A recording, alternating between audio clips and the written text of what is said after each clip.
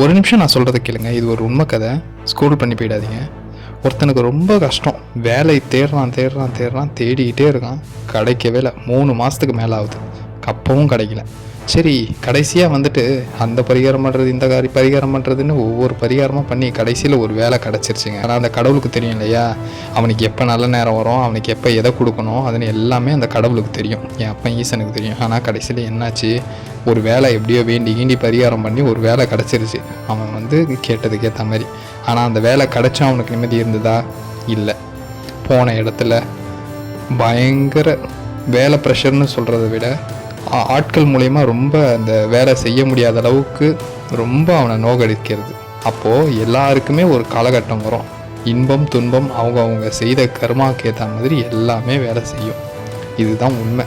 இந்த கடவுளுக்கே அந்த ஒரு இதுதான் இருக்குது. ஒருத்தன் கஷ்டப்படணும்னு நினச்சானா, அவனுக்கு கஷ்டப்படணுன்ற ஒரு காலம் இருந்துச்சுன்னா கண்டிப்பாக அவன் கஷ்டப்பட்டு தான் ஆகணும். இது வந்து உண்மை.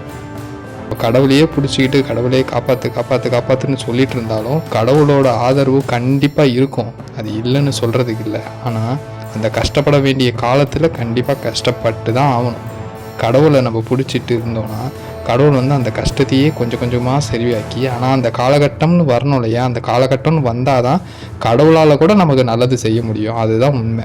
இதை நம்ம எல்லாருமே புரிஞ்சுக்கிட்டோன்னா நம்ம லைஃப்பை ஈஸியாக கொண்டு போயிடலாங்க. கஷ்டம்னு நினச்சி நம்ம வந்து ஒரு விதத்தில் நொந்துக்கிட்டே இருக்கோன்னா அது கடைசி வரைக்கும் அந்த இடத்துல கஷ்டம்தான் இருக்கும். சரி, கஷ்டம் வரும், நமக்கு வந்துட்டு நாளைக்கு நல்ல காலம் பிறக்க போகுதுன்ற ஒரு பாசிட்டிவ் தாட்டோடு நம்ம வச்சு நகர்ந்தால் தான் நம்மளுக்கு வந்துட்டு கண்டிப்பாக நல்லது நடக்கும். அது உண்மை.